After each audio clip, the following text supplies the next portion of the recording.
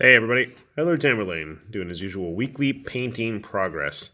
And a very sad weekly painting progress it is because I took the advice of people at the local hobby shop and actually listened to them for once when I should have known better, because they recommended me, oh, you should totally get one of those Walmart type, matte sealer brands, and that's totally going to work just as good as your super expensive Japanese Tamiya stuff. Well, I listened to them, because who doesn't mind saving a couple bucks? But you know what? It did not work anywhere near as good as the Tamiya stuff. So I've got all kinds of super shiny, glossy figures to show off that I got painted this week. Yippee! So excited about that. So the first one I got here is a cross-eyed, mutant-looking bounty hunter for Dracula's America. Yeah, I did a terrible job on those eyeballs now. Darn it. I like the sculpt, though. I'm not sure what's going on with his choice of fashion colors, but you know what? It works for him, so who am I to judge? He's painted, at least. Kind of reminds me of Indiana Jones. And to go along with him, I've got the Preacher that came in the same set. So there you can see the Preacher Man, his handy-dandy holy book. And he is glossy as all hell can be. Gosh. I want all kinds of expletives to come out of my mouth at the moment, but the kids are home, so that's not going to happen. And I just now realized I forgot to paint his lantern. He's shining light on nothing. He's just waving an empty lantern around. Oh boy. Well, we'll have to fix that. That's easy enough to rectify. Helps when you dudes are actually in focus. Maybe I just need to move this back. That might help. All right, so getting along with our glossy festivities. I painted up this random Dark Ages figure. I don't know what he is. I think he's a Golob. I know he's a scarred model. And he's so goddamn freaking shiny.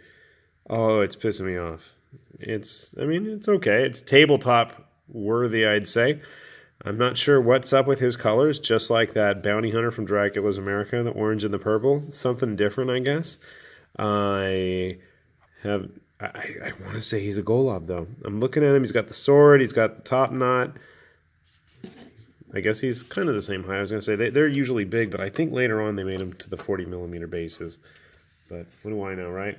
And continue with our post-apocalyptic vein. I've got... oh, crap. What was his name? Phaedra Maximus? Something like that. Big guy. I know I did a video on him, so I'm going to have to go back and reference this later because my mind just went totally blank. But this is the one Dark Age figure that was based on the champion of some tournament they had quite a few years ago.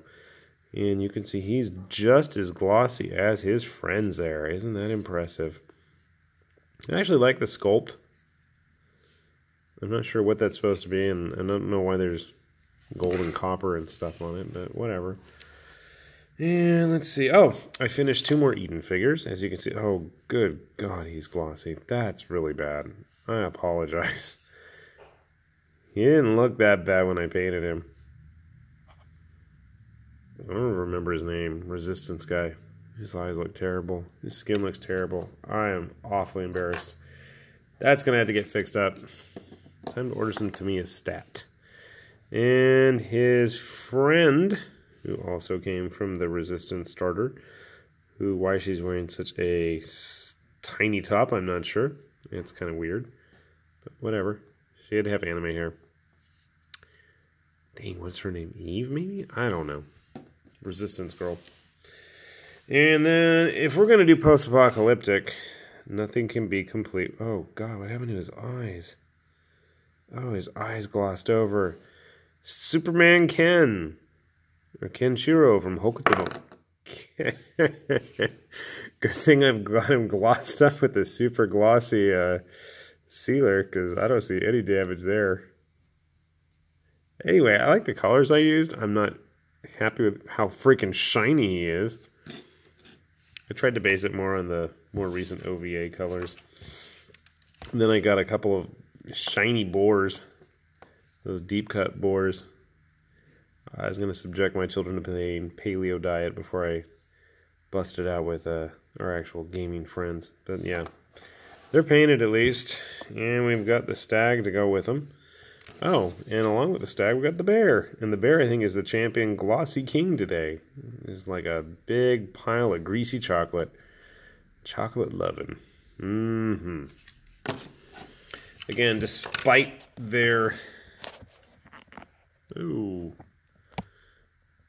Despite their glossiness, they are painted. At least with the matte, I can finally seal it down, I guess, and hopefully wipe out that gloss. I can't stand it. And then finally, I got one of the 4 Paragon of Wrath models done for Wrath of Kings.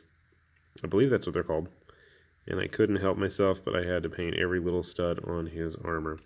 I went with a really simplistic paint scheme on him, and he kind of matches all of my Oni and Null from Relic Knights, and basically any big tusked 40mm or larger based humanoid ends up having red skin in my house. So he's going to join the red crew.